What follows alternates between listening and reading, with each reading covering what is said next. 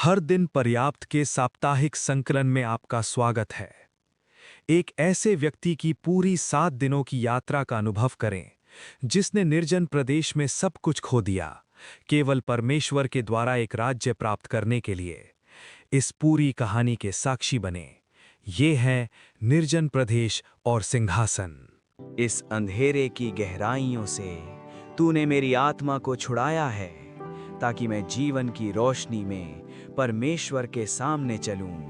हे परमेश्वर, मुझ पर कृपा कर, क्योंकि मनुष्य मुझे कुचलते हैं। पूरा दिन मेरे शत्रु मुझ पर हमला करते रहते हैं। जब मैं डरता हूँ, तब मैं तुझ पर भरोसा करता हूँ, परमेश्वर पर, जिसका वचन मैं सराहता हूँ।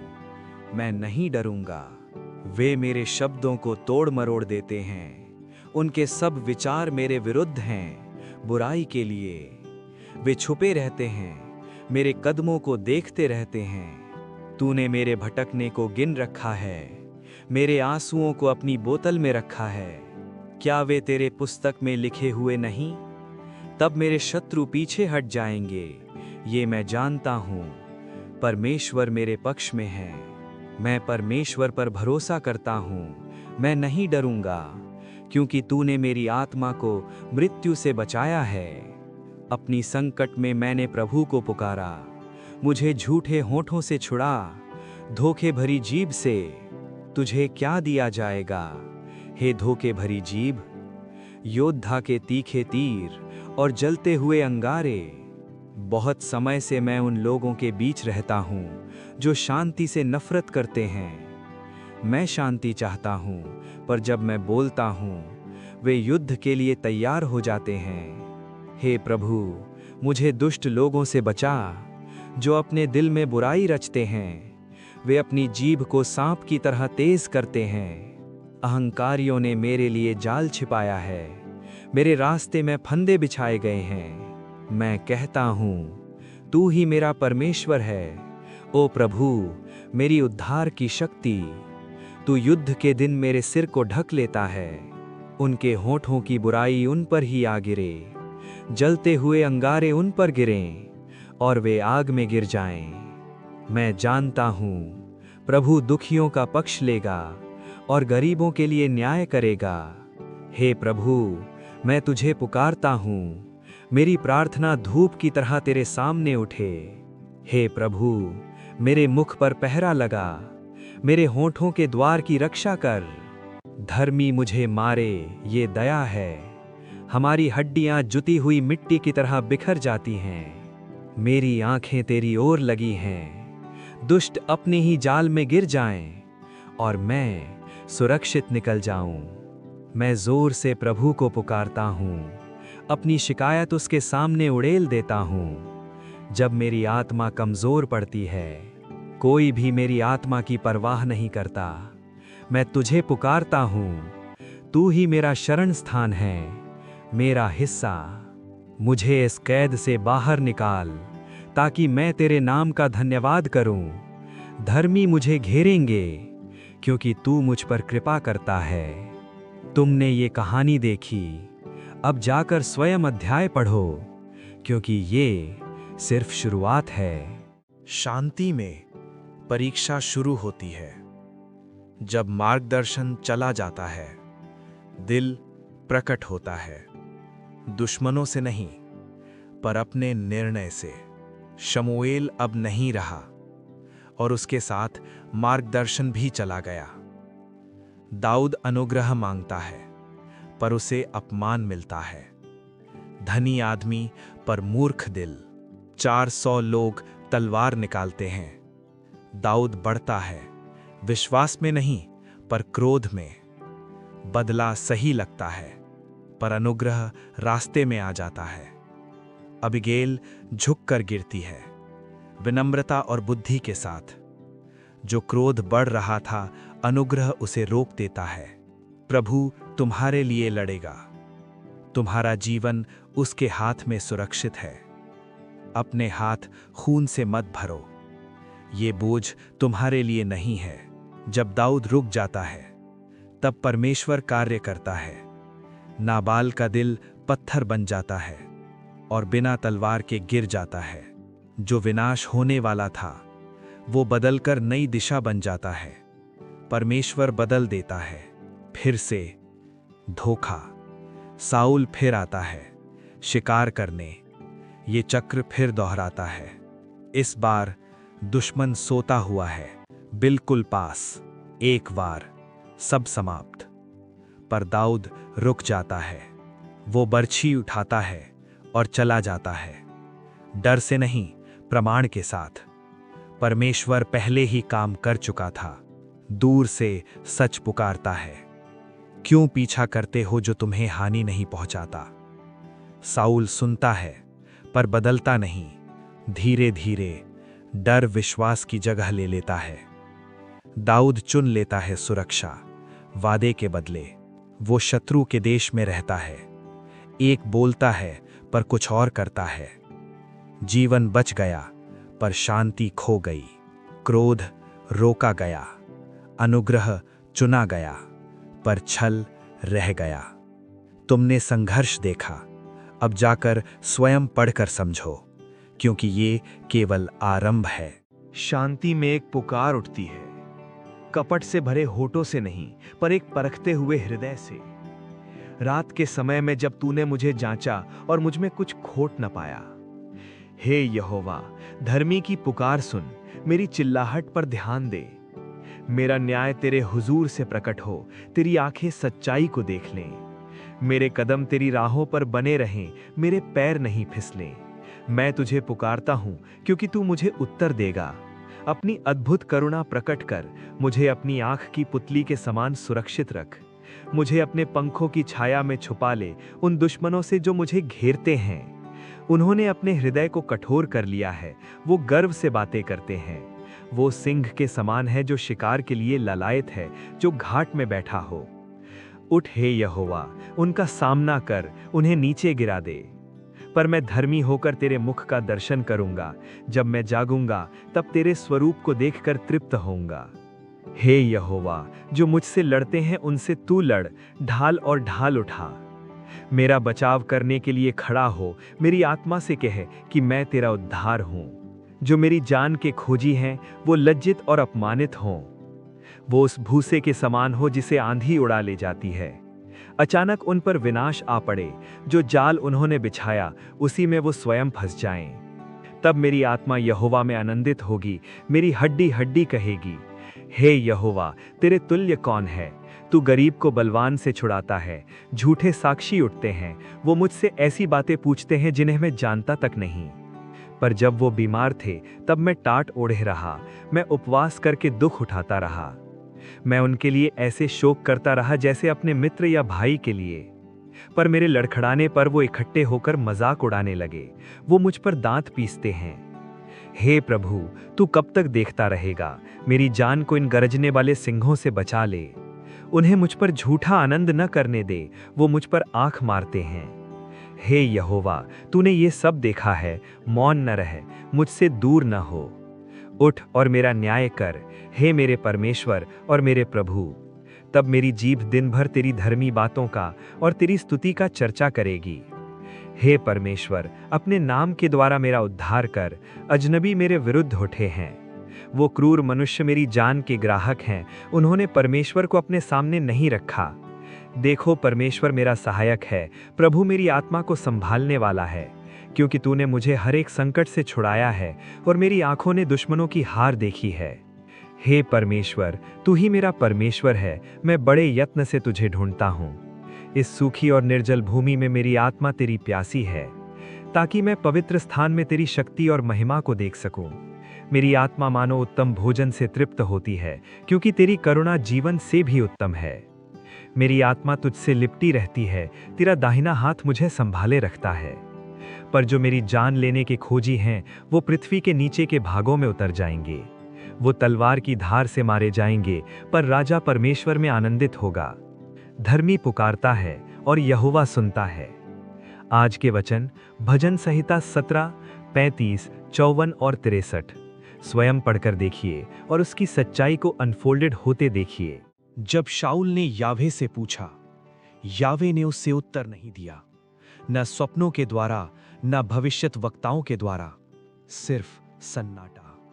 तब शाऊल ने कहा, मेरे लिए एक स्त्री को ढूंढो जो प्रेत आत्मा को बुलाती है। वो राजा जिसने उन्हें देश से निकाल दिया था, अब भय के कारण लौट रहा है। तुमने मुझे क्यों जगाया? यावे तुमसे हट गया है और अब तुम्हारा शत्रु हो गया है। भय उस पर छा गया और उसने अपना रूप बदल लिया। वो अंधेरे में चला जिसे कभी मना किया था। मुझे एक रूप दिख रहा है, पृथ्वी से उठता हुआ।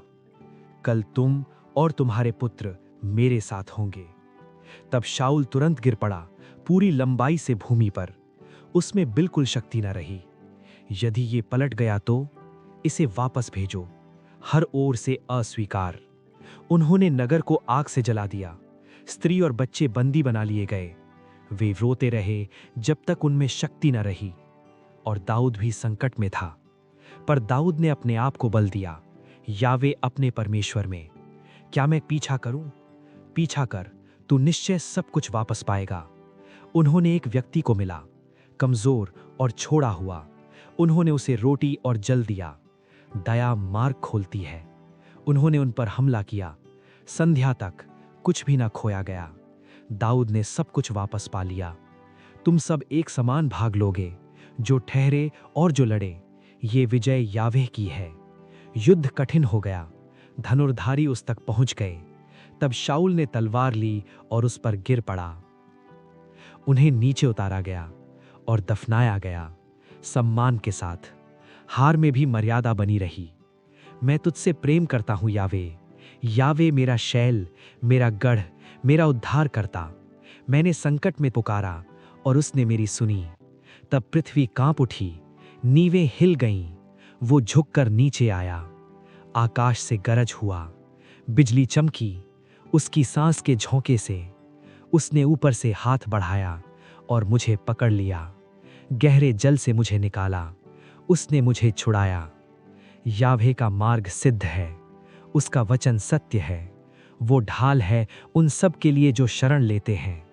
वो मुझे बल देता है, मेरे पांव स्थिर करता है, मेरे हाथों को युद्ध सिखाता है। मैंने अपने शत्रुओं का पीछा किया और उन्हें पकड़ लिया।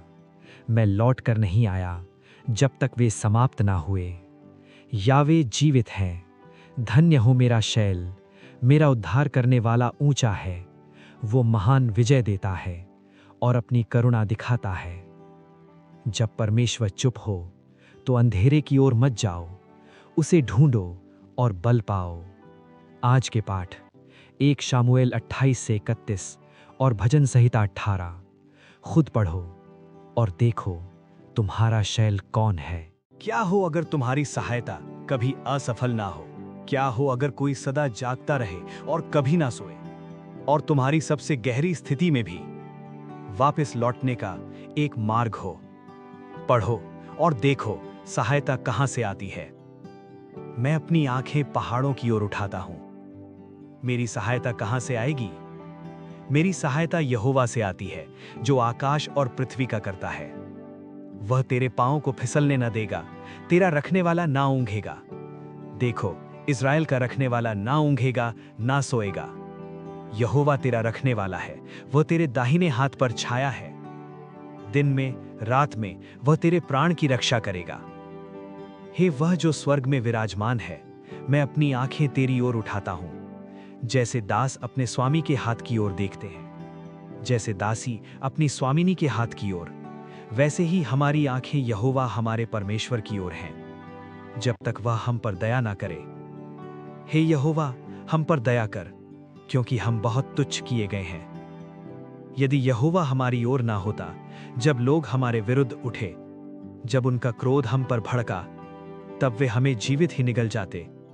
जल प्रवाह हमें बहा ले जाता, वह धारा हमारी आत्मा के ऊपर से निकल जाती। धन्य है यहोवा, जिसने हमें उनके दांतों का शिकार ना होने दिया।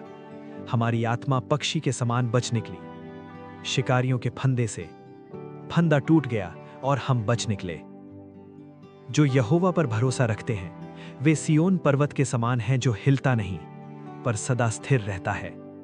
जैसे पहाड़ यरूशलेम को घेरे रहते हैं, वैसे ही यहोवा अपनी प्रजा को घेरे रहता है। दुष्टों का राजदंड स्थिर न रहेगा। धन्य है हर एक जो यहोवा का भय मानता है और उसके मार्गों पर चलता है। तू अपने परिश्रम का फल खाएगा, तू धन्य होगा। तेरी पत्नी फलवती बेल के समान होगी तेरे घर के भीतर, तेरे बच्चे जैतून के पौधों के समान। इस्राएल पर शांति हो। मेरे युवावस्था से उन्होंने मुझे बहुत सताया, तथापि वे मुझ पर प्रबल ना हुए। हल चलाने वालों ने मेरी पीठ पर हल चलाया, उन्होंने अपनी रेखाएं लंबी खींच दी। पर यहोवा धर्मी है, उसने दुष्टों की रस्सियां काट दी हैं। जो सियोन से बैर रखते हैं वे सब लज्जित हों और पीछे हट जाएं। वे छत की घास के समान हों जो उगने से पहले मुरझा जाती है, जिससे काटने वाला अपना हाथ ना भरता, ना बांधने वाला अपनी बाहों को, ना कोई उसे आशीर्वाद देता है। हे यहोवा, मैं गहराइयों से तुझे पुकारता हूं। हे प्रभु, मेरी वाणी सुन, तेरे कान मेरी विनती की ओर लगे रहें। हे यहोवा, यदि तू अधर्म गिनने लगे, हे प्रभु, कौन ठहर सकता है? परंतु तुझ में क्षमा है ताकि तेरा भय मनाया जाए। मैं यहोवा की प्रतीक्षा करता हूं, मेरा मन प्रतीक्षा करता है और मैं उसके वचन पर आशा रखता हूं। मेरा मन यहोवा की प्रतीक्षा करता है, जैसे पहरेदार प्रभात की। हाँ, पहरेदार प्रभात की प्रतीक्षा करते हैं।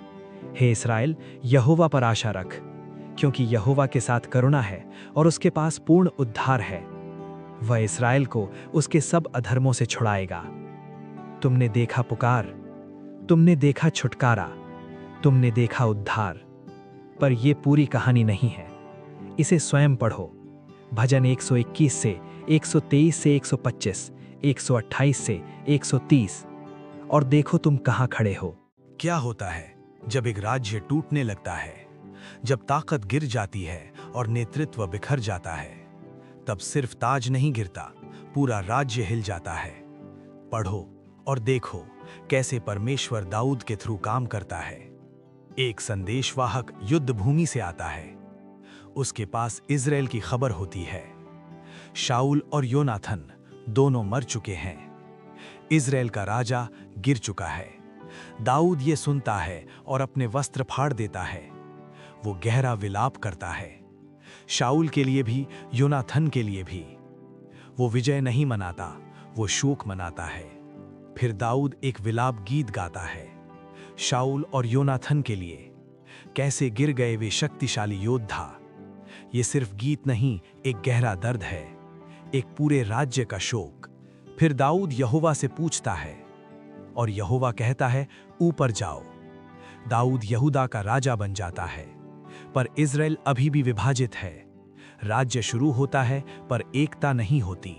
अब अब्नेर इश-बोशेत को राजा बनाता है और इज़राइल दो भागों में बट जाता है।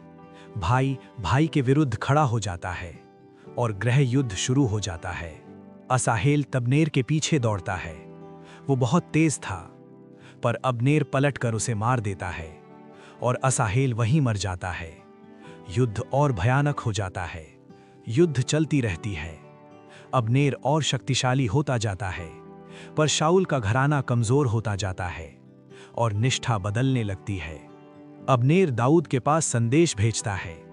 वो शांति चाहता है और शाऊल के घर से दूर हो जाता है। राज्य बदलने लगता है, पर योआब बदला लेता है और अब्नेर को मार दिया जाता है। ये शांति नहीं थी, ये बदला था और खून फिर से गिरता है। दाऊद फिर विलाप करता है। वो अब्नेर के लिए रोता है। वो हिंसा का समर्थन नहीं करता। वो एक धार्मिक राजा है। इश-बोशेत को उसके ही घर में मार दिया जाता है। द्रोह उसके अपने लोग करते हैं और वे उसका सर लेकर दाऊद के पास आते हैं, पर राज्य फिर हिल जाता है। दाऊद उन्हें इनाम नहीं देता। वो कहता है कि मैं निर्दोष खून का बदला नहीं लूंगा। वो उन्हें दंड देता है, क्योंकि न्याय समझौता नहीं होता और राज्य में व्यवस्था स्थापित होती है। तुमने देखा एक राज्य गिरता है, तुमने देखा युद्ध और धोखा, पर दाऊद का चरित्र भी देखा। अब स्वयं पढ़ो दूसरा शमूएल 1-4 और देखो कैसे परमेश्वर न्याय स्थापित करता है। क्या हो यदि तेरा एक एक आंसू देखा जाता हो?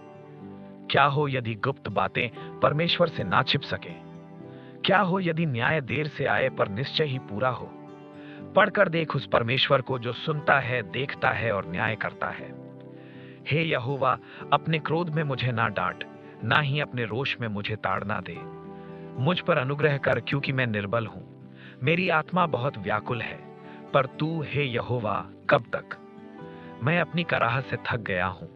रात्रि भर मैं अपने बिछौने को आंसुओं से भिगोता हूं। यहोवा ने मेरे रोने का शब्द सुन लिया है। यहोवा मेरी प्रार्थना स्वीकार करता है। हे यहोवा हमारे प्रभु, तेरा नाम सारी पृथ्वी पर कैसा महान है। जब मैं तेरे आकाश को देखता हूं, जो तेरी उंगलियों का कार्य है, मनुष्य क्या है कि तू उसका स्मरण करता है।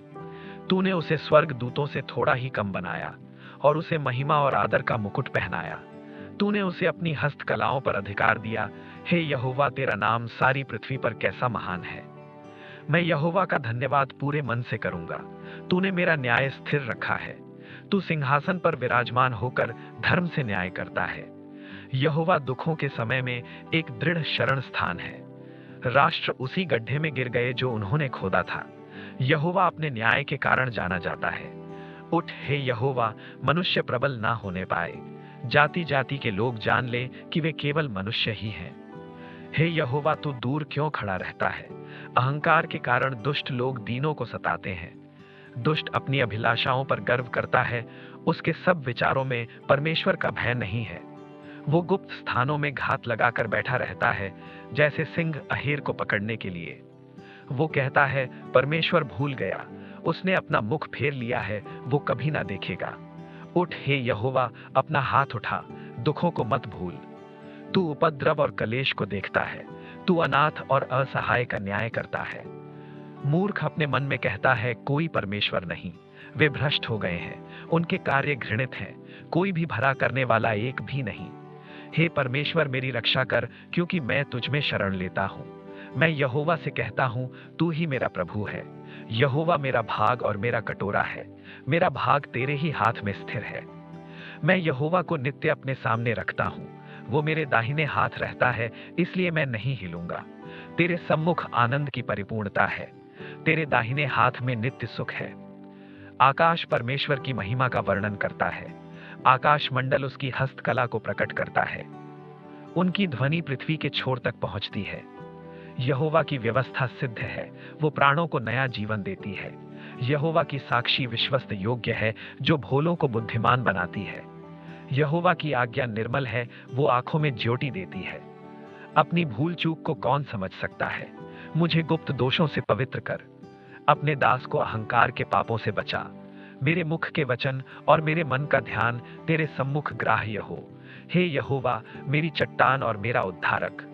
हे यहोवा, तेरी शक्ति से राजा आनंदित होता है। तूने उसके मन की अभिलाषा पूरी की। तूने उसके सिर पर स्वर्ण मुकुट रखा, क्योंकि राजा यहोवा पर भरोसा रखता है। तेरा हाथ तेरे सब शत्रुओं को ढूंढ निकालेगा। तू उन्हें अपने क्रोध की ज्वाला में भस्म करेगा। यहोवा अपने रोष में उन्हें समाप्त करेगा। हे यहोवा, अपनी शक्ति में ऊंचा हो। हम गाएंगे और तेरी सामर्थ की स्तुति करेंगे। तुमने देखा आंसू, तुमने देखा जो गुप्त था, तुमने देखा न्याय, पर यह केवल एक झलक है। इसे स्वयं पढ़ो। भजन संहिता 6, 8, 9, 10, 14, 16, 19 और 20, और देखो कि परमेश्वर क्या देखता है।